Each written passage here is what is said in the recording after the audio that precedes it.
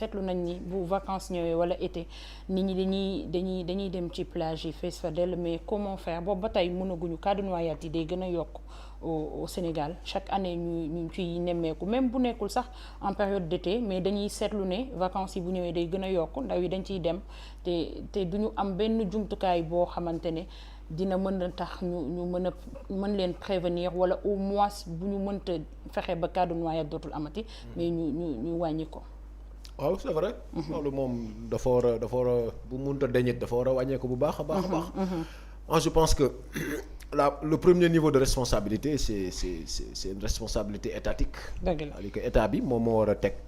parce que moom moo am prérogative bu assurer la sécurité des Sénégalais et de leurs biens. alors muy ci plage beeg ci yoon yeeg ci jaww jeeg ci géej geeg foo mënti nekk nit ñi war nañ mën a am sécurité si li ñuy def. alors plage yi nag. vraiment man problème bi ma ci gën a bi ma njëkk a jaaxal avant ngay ñëw ci li nga laaj. mooy suñu plage yi nga xamante ne vraiment lu ci bari privatiser nañu ko ba nga xamante ne tey. ay privé daanaka ñoo ko moom. et pourtant lu ñëpp bokk la. ku nekk am nga droit dem géej toog féexlu, mais boo ñëwee ci benn parcelle ñu ne la non fii c'est privé, pour nga am fa sax accès da ngay fay. loolu je pense que c'est un problème qu'on doit régler. Maintenant bi ci topp mooy comment faire pour que cas de noyade yi mën a wàññeeku. benn dañu war a def beaucoup de sensibilisation pour man. beaucoup de sensibilisation parce que effectivement ci période bi ñu jëm nii nga xam ne école bu tëjee. ak canicule bi di nuyoo bu fekkee sax dugguñ ci ba pare. plage yi dafay fees dell. nañu xool déjà naka la ñuy defee beaucoup de sensibilisation pour nit ñi xam plage yi ñuy autorisé ak yi ñu autorisé wul. loolu dafa am solo. bi ci topp mooy maître nageur yi pour man dafa doyul, parce que da ngay gis plage ñëw fekk mu fees dell, mais booy compter nombre de maîtres nageurs ya fa nekk dafay tuuti. et loolu non seulement état bi war na ci góorgóorlu recruter bu baax. mais collectivités territoriales yi aussi yi nga xamante ne xëy na ñoom ñoo am chance am plage ci seen collectivités territoriales yi. ñu mën a recruter aussi des maîtres nageurs yoo xam ne ñoom ñooy dem ci plage yi pour mën a nag surveiller li nga xamante ne moom mooy activités de vacances yi fa sunu frères yi ak sunu sœurs yi di def. je pense que bu ñu defee beaucoup de sensibilisation état du Sénégal def ci li mu ci war a def en termes de sécurité, en termes de renforcement, en termes de recrutement même. pour maîtres nageurs yi. collectivités territoriales yi aussi dugal ci seen loxo ñoom it li ñu ci war a mën a def ñu def ko. te ñu bàyyi di privatiser nos plages encore une fois man daal vraiment loolu question la boo xam ne bu ma intéressé la. waaw mais les plages privées très rarement nga fay dégg cas de noyade. am na yenn plage yoo xamante ne au Sénégal ñoom dañuy am ay maîtres nageurs te dinañ def de telle sorte que dinañ délimiter fi nit ñi war a mën a yem. nga xamante ne yow booy fay sax fii nga war a yem. pour prévenir. waaw am na aussi benn côté boo xamante ne baax na, mais beneen côté bi bu ñu ko cernewul de telle sorte que nit ku nekk xam fan la war a yem, est-ce que cas de noyade yi wàññi ko dina yomb au Sénégal. d'accord non xam nga privé moom. xam nga boo ñëwee ñu ne la fii espace privé la. ce qui veut dire que yow yaay responsable bi. da ngay jël ses dispositions effectivement recruter le maximum de maîtres nageurs. pour que xëy na cas de noyade yi mën a wàññeeku, mais man le simple fait de privatiser une plage boo xamante ne lu Sénégalais yépp bokk la, man c'est ça qui me pose problème. maintenant fan la ñuy jaar naka la ñuy def ba réussir que ba nga xamante ne ñoom rek ñoo fay am dogal. am ne pour nga am si accès sax da ngay fay. loolu pour man c'est un problème et loolu bokk na d'ailleurs ci li nga xamante ne les plages non autorisées là aussi day fees dell, parce que fi nga waroon dem yépp mën fa toog tranquillement boo demee ñu ne la fii c'est privé. accès bi da ngay fay pour mën fa dugg, mais da ngay mujj dem ci plage boo xam ne xëy na c'est pas privé, mais mën nañ ko bañ a autoriser. bari na fa ay plages yoo xam ne c'est pas autorisé yoo xamante ne vacances day fees dell donc nañu sensibiliser parents yi aussi gën ci góorgóorlu ci seen ay doom. gën leen xamal collectivités territoriales yi dugal ci seen loxo. je pense que bu ñu ko defee rek cas de noyade yi mën na wàññeeku. merci beaucoup Mamy. waaw je rebondis d'abord si question bi nga xamante ne moom nga doon posé léegi nii Socé Ndiaye. pardon ci li nga xamante ne moom mooy les plages privées. oui c'est très normal que plage privée bañ a bëri ay cas de noyade parce que justement les plages privatisées yi Socé di wax c'est une certaine classe yoo xamante ne ñoom ñoo fay dem. ce n'est pas tu vois le Sénégalais lambda bi nga xam ne dafa yeewu tey am envie dem géej rek dem toog géej féexlu ba mu neex ko rek ndoxu géej gi woo ko mu daal di sumeeku nànk daal di sangu. xam nga on a tellement parlé de plages interdites ici à Dakar. Malheureusement déjà il y a un défaut de communication parce que ñu ci bëri xamuñu ñan mooy les plages autorisées à la baignade et les plages qui ne sont pas autorisées à la baignade et ça effectivement c'est mooy première responsabilité de l'État. Les plages qui ne sont pas autorisées à la baignade normalement c'est-à-dire que amul débat sangu waru faa mën a am. Cette plage-là, elle est interdite et cette plage doit être une plage surveillée. Mais la plupart pas du seulement temps que par des maîtres nageurs. Duñ ko respecter parce que ñu ci bëri xamuñu ko. Deuxièmement dañuy dëkk à proximité de la mer donc ils se disent que xaaral bu tàngaay bi jotee foofu mooy gën a féex naa dem toogi te xam nga géej itam dafa am lu mu àndal donc du coup li lay woo ba nga ciy dugg doo ko xam. Et malheureusement il y a pas de surveillance ci plage yooyu les plages qui sont des plages interdites il y a pas de plaque bu lay signifier ne fii boo fi xasee ba dugg mu ne la cet espace là est interdit à la baignade amul benn plage boo xamante ne tere nañ ko fa nga dem fekk fa pancarte amul. ba pare Nabou même les plages qui sont autorisées à la baignade maître nageur yi d'accord c'est une solution. Mais ce n'est pas la seule solution mais Sénégal lan moo tax mënul am police maritime. lu tax amul police boo xamante ne ni muy nekkee ci kaw tali bi wala boog bu amee man bokk si je ne vois pas vraiment de navette de police yuy daw ci géej gi ci plage interdite ak plage non interdite. Moi je n'ai jamais vu ça. Yéen bu ngeen ko gisee ngeen wax sénégalaise de natation moo ci. déedéet non loolu xoolal loolu c'est la marine nationale. Qui plus est dépend de l'État du Sénégal. Mais ñoom bu ñu demee ci fédération bi ñoom bu ñu demee ci au niveau de l'État ñu wax leen que ni ñoom dañu soxla loolu wala ñu suggérer leen genre yu demee noonu même bu ñu amul une police bien formée dinañ am ay kuréelu ndaw yoo xamante ne ñoom loolu moo nar a nekk seen rôle ci plage yi. Exactement non parce que am na ay kuréel yu mel noonu d'ailleurs. L'esprit des maîtres nageurs fa la jógee l'esprit des comment il s'appelle encore waaye formation scout yi. Les scouts là tu vois fa la jógee ñi nga xamante ne pour donner les preuves xam nga mais yooyu encore une fois c'est-à-dire bu situation critique ñëwee ñoom ci la ñuy door a agir mais dafa am procédure boo xamante ne moom la ñuy suivre avant ñuy yegg ci situation critique boobee mooy d'abord ça passe par l'information ñi xam les plages interdites veut dire fii wóoloo fay sax fréquenté waxuma la ak di fi sangu plage yi nga xamante ne nag autorisé nañ leen pour ñu sangu man boog bu ngeen gisee man ngeen dem géej ngeen gis police maritime buy jaar ci biir géej gi di jaabante comme ni ñuy def ay plage su Saint-Tropez ñoom seen di surveiller di xool di délimiter naan yemal fii bul dépasser fii nga am autorisation ou pas ba ci yenn action yi xam ne ni koy def c'est rare police c'est vrai day def descente mais def descente bi c'est plus pour contrôler ñi nga xamante ne dañuy am abus d'alcool ñi nga xam ne dañuy toox ak yeneen yu ni mel mais au niveau de la plage je parle de la sécurité maritime ci biir géej gi ci boppam balaa ñooy yegg ci maître nageur yeneen yooyu dafa war a am surveillance boo xamante ne daf fi war a nekk et de manière accrue et ça tout le temps parce que ñu ngi jëblu ci li nga xamante ne moom mooy période été et puis Sénégal aussi dañu am beneen problème Nabou dañu am problème de politique de prévoyance c'est-à-dire dañuy bàyyi ba yegg ci mbir comme nawet gi léegi nii il faut mu taw ba lóor ba inondé ba ñi ñu dox ci biir ndox ñu door a déclencher ay plan Orsec et loolu en fait c'est un travail à faire de manière régulière 365 jours sur 365 jours at yëpp nga xamante ne lii dañ koy mën a liggéey pour que cas de noyade yi mooy mënuñu nekk ci dëkk boo xamante ne chaque année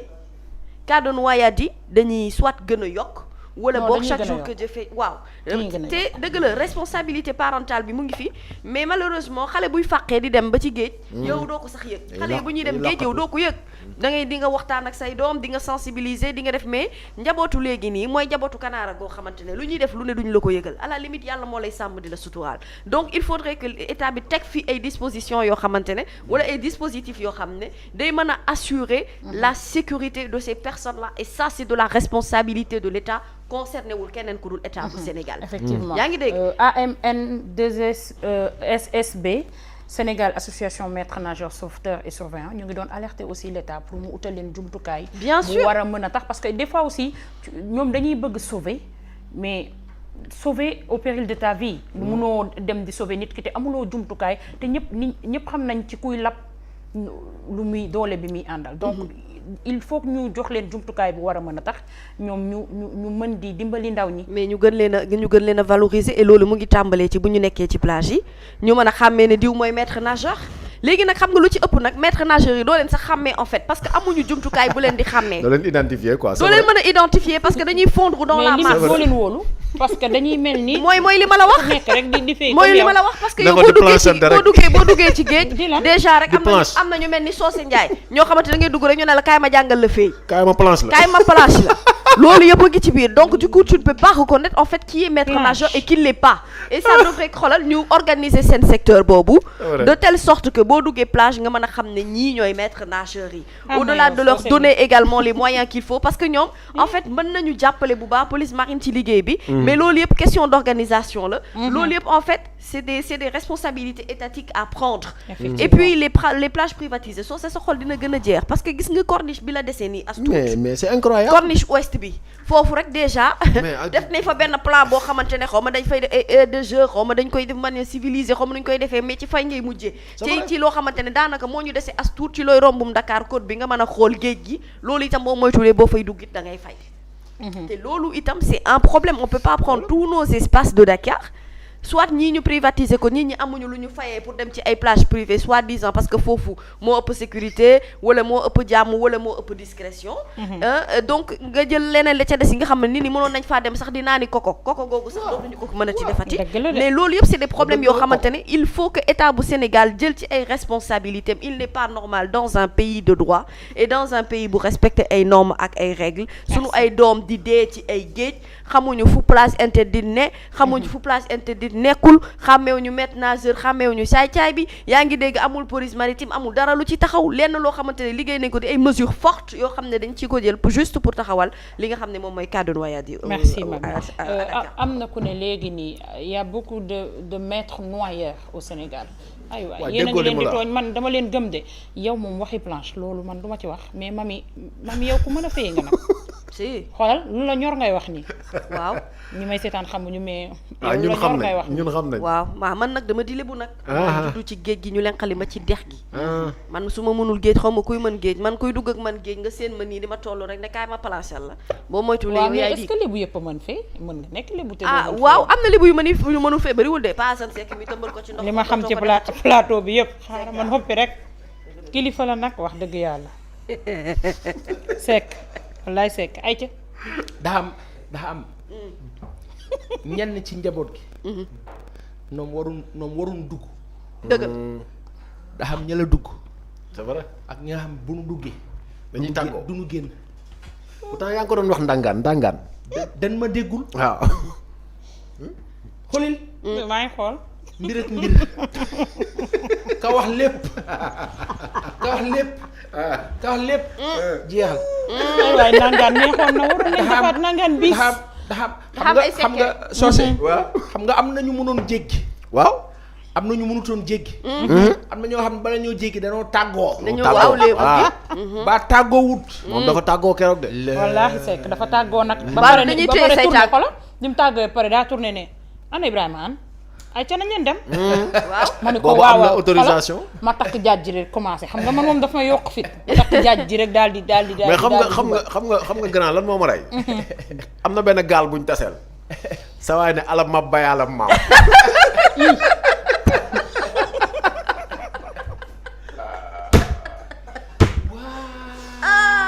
ma ne ko bilaay grand wax nga dëgg ma ne ko géej gi lépp yéene ko moom ma ne alam ma bayalam maam waaye gaal ga ci boppam bayalam maam xam nga loolu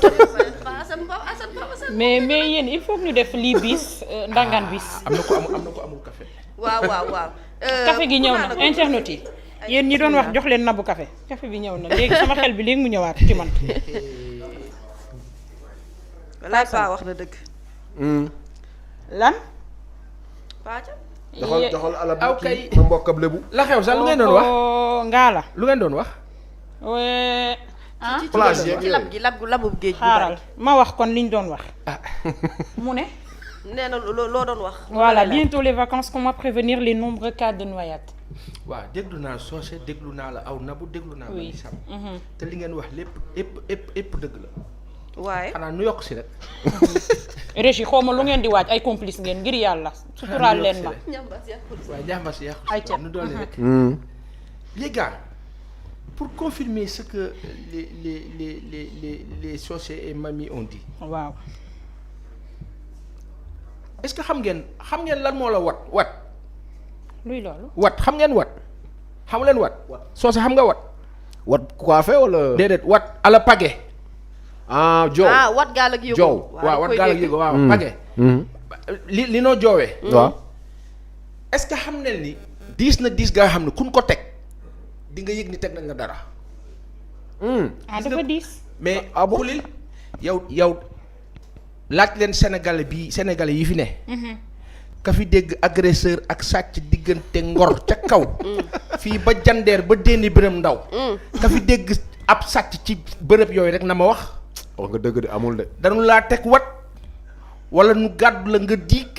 dana leen ba mënee dellu si yaa a xam ba kiiwee nag aw tàggoo nga tey de lébu bi dëgg laa fi. xulil awee ñun ñu am 700 kilomètres de côte Sénégal xam nga luy 700 kilomètres de côte fii ba Ndar li ko fi ngay déparé ba Ndar ba Ziguinchor côte bi 700 kilomètres de côte dëkk yi ka am barewul nun nu am ka am ay plage fu ne li soo see wax sànq moo la dëgg Nabou oui plage privée waruta am Sénégal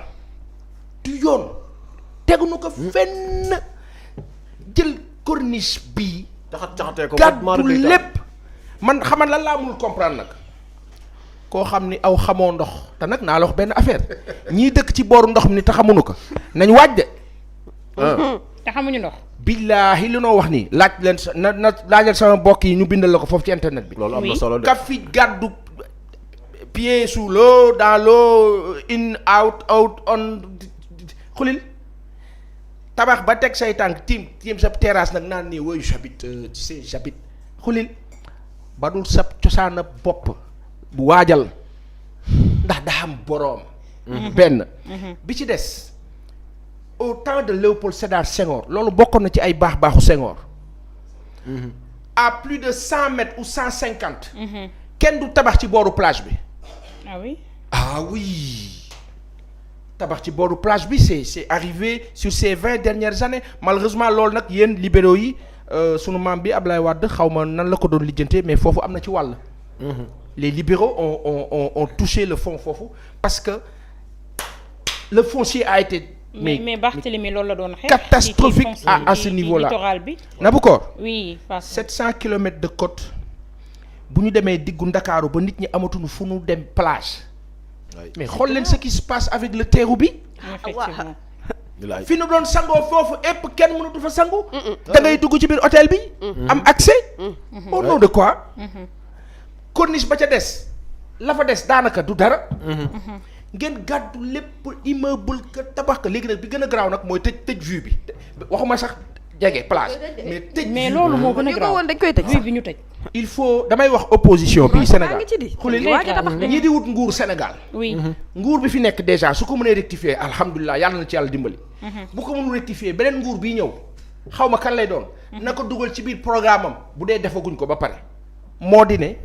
sunu ay plage waxuma sax plage yi mais ñun dañoo am droit de vue waaw waay mais non vous venez fatt plage bi ñun duñu gis yow nga toog sa kaw terrasse nag daan ne ouais mais tu sais j'ai vu sur mer moi au nom de quoi au détriment des autres mais parce que simplement Mamy Sam parce que simplement répétez parce que simplement parce que simplement parce que très simplement parce que super simplement simplement parce que plus que simplement extraordinairement simplement de façon simplement mais avec un superlatif simplement mais le plus grand des superlatifs simplement oui simplement daa am ñoo xam ne amuñu le sens de la patrie lii rek maanaam tey ñun xulil non c'est vrai ñu indi café bi ñu joxe taas Ibrahima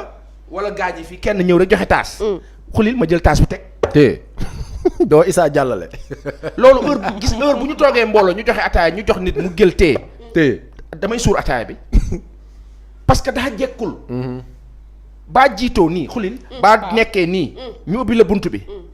ubbil bunt bi téye bàyyi gaa yi jàll dëgg baax na ci de maanaam dafa am xam nga le sens de la noblesse là parfois du question forcément dafa nekk ci aw mais jéem ci quoi yàlla dimbali la te ñun Sénégal nag sénégalais boo mënti gis fii ci Sénégal ak ci biti xol ba rafet a jiitu ci moom mën nañu am suñu ay dëng-dëng nag mais xol ba rafet a jiitu léegi nag problème bi mooy waa kii ñu jiite nag ak ñi ñoo jiite ñooñu ay bu seen xol rafetul réew mi toj. ay bu nu yaatuwul wallaay ay bu nu xatee xol ay bu nu tëjoo moo tax ñuy fatt plage bi fatt lépp ba pare nag li gën a garaaw mooy kilifa bu yaakaar ne moom bu solee simis bu rafet non ñamu jiite waruñu sol simis bu rafet ah loolu problème la. problème la loolu nag teguñu ko fenn. wala kilifa bu la jiite ba pare nga sol costume mu romb daal di ne attends mais kii fayu ma ko lii fan la ko jëlee lii ah loolu nag moom. ak loolu iñaan ala la iñaan. tudd loolu iñaan la. loolu ala iña ñitti waaw ala la bon ak ëñëñë. ak añaña loolu feebar bu kenn ak mënta ñëgët waaw ñëgëg ñëgët ala la bon La mooy bon. le summum de la méchanceté la xeeñ la xasaw. Gérard ñëgëg parce que ñëgëg ok parce nga ënn. que est-ce que xam ngeen ni plage day dundal nit géej dëgg c'est vrai dëgg c'est vrai c'est vrai. mais xool leen corniche su VDN bi booy dem géejawaay non c'est mais tout à extraordinaire. l'heure c'est ce que je disais à Sophie. loolu waaye nag xolil nu nga kaa tudd nii boo demee waajal nañ ko non d'ici quelques années ñu caxat caxatee ko. barricade Pas def fa waaye déjà bilaay ay bu yeboo mel ni Sénégalais yëpp dañ jóg. fay def construction. Pa Assane pour 5 minutes rek nga bàyyi sa xel mi ngay palaaling man waxuma sax air bu neex bi la géej gi waa Pa Assane ku yàlla nattoo nga dugg kaso ba génn boo génnee fooy jubal géej bu fekkente ne dafa am ay def yu ne dafa nekk ci sa yaram Géej. lan lañ lay santaane sangu Géej. nga sangoo ndox ko xool. laahi azim du caaxaan de. pour dëggal li muy non wax li muy nii li muy wax nii c'est tellement pour dëggal vrai. li muy wax nii bàyyi la defee sax na ko ñëpp xam fii bàyyi la defee loolu ak loolu mais laal ndox mi waxuma sax nga dugg laal ka rek littoral bi Dakar dañu ko tabaxa tabax ba à peine tu respires waaw léegi te au temps de Senghor amoo woon droit tabax na plus de 2 étages mais maintenant ay immeuble lañ fay teg Nabu Koor parce que Nabu état bi dafa Koor. li mu war a def. voilà Nabu et Koor. c'est très grave nous avons des autorités yu jiite Sénégal diggante inspecteur des impôts et domaines le secteur domanial là cadastre ñette ne cadastre ak ñette ne descos. ñooy dagg ñoo ñuy dagg nag ñana tooñ ñu leen de kilifa yi ñu ngi leen di ziar ba baax ay nit ya baax a fa fees waaye système bi moo dem ba ñoom profit sur profit Ouais. laaj leen nos gouverneurs là nos gouverneurs suñu gouverneur kilifa yu baax ya fi ne kañu si affecté dëkk a ngay am avantage ba ca suuf sa day laa fàqal day laa daggal waaw léegi bu dee yow poste bi nga ne selon poste bi yow nga say affaire di baax du salaire ba de waaye la ko wër bu dee da ngaa nekk ministère de l'économie et des finances ñenn ñi bokk ci ministère des finances am ngeen ay fonds communs ay privilèges la gouverneur am na ay privilèges préfet am na ay privilèges keneen noonu loolu jur lan ca njàng ma sax dañuy xoowante pour jàll am diplôme yàlla ci yàlla musal. rawante Yàlla nañ ci yàlla musal. xëccoo ba Àdduna jaru ko. parce que système bi baaxul Dëgg te la. système bi kaka teg kana ala nasaraan te nasaraan ba muy teg système dafa teg bosam moom muy baax dëgg la de tegal la sa bos boo xam ne doo mës a avancer parce que bëggul nga avancer nga doguma la Khadim Tall Gueye nee na en Espagne la loi interdit de construire à 150 mètres de la plage. mooy 150 mètres Senghor ya loolu lay dëgg. ca jamonoy Senghor loolu la woon c'est-à-dire que ca jamonoy Senghor corniche bi amutoon lii waa Fann Résidence ñoo fa nekkoon mu yem fa Abdou Diouf ñëw y avait pas de problème c'est à partir de 2000 la 2000 catastrophe bi yokku Ci loolu moo la dëgg léegi nag loolu malheureusement sunu maam bi Abdoulaye Wade am na ci wàll après ñi ko waroon ñan lañu comment ils ont fonctionné Wade a pris le pouvoir à un âge boo xam ni peut-être le droit de le suivi nécessaire et le contrôle bi mu war a mën a am hélas du ko am c'est pas pour le dédouaner mais c'est la réalité dëgg la. Abdoulaye Wade bu fal woon en 1993 amaana peut-être doon nañ rectifier à un autre sens waaye ma tëjee fenn rek oui moo di ne les plages là vous savez combien de personnes on a perdu l'année dernière ci lap plus de 300 personnes sénégalais tu te rends compte plus de 300 sénégalais diggante 16 25 ans ay xale waay waay des jeunes. isaan. waa léegi loolu waa léegi yéen seetlu leen benn affaire yéen déggu leen fenn fu ñu ne nguur gi mu ngi metti lu loolu déggu leen ko ko ci dégg kan moo dégg loolu ci réew mi daaw li fi lap ci ay xale dégg ngeen fi fu ne nguur gi ñu ngi metti lu déggu leen ko de dégguma ko moom. pourtant dégguma ko de. kenn déggu ko am na nous perdons des Sénégalais comme pas possible mais ça passe inaperçu ñun dañoo mel ni te démb maa ngi gis Ndella Madior nu ngi kaa jàll Daba Boy parce que moom moo ko jàngal encadré ko et tout. maa ngi ko dégg démb mu wax ne tey dina adressé wu au procureur parce que ndekete Daba Boye elle était diabétique ñu dem xaw ma dañ ko perfuser xaw ma lu mu ko def. est-ce que. suukar bu ëppee si nit dañ koy wàññi duñu ko yokk. est-ce que.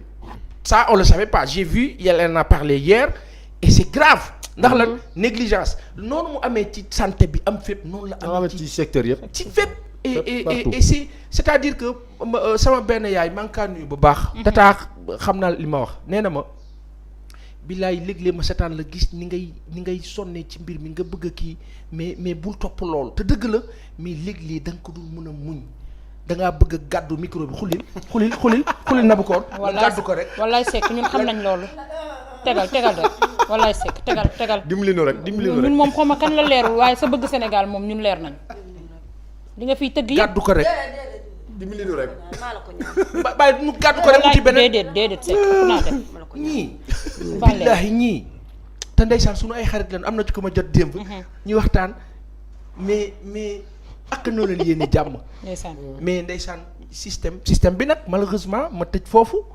da am kenn ku kaa incarné te kenn kooku nag moo nuy sonal mooy doxal affaire yi moo koy tracé mooy teggi mooy kii mais heureusement ba li ko fi dese nag bariwul quoi. voilà hélas yàlla na yàlla dimbali ko daal li ko fi dese rafet lool malheureusement waaw li ko fi dese rafet lool mu dem ci jàmm ak salaam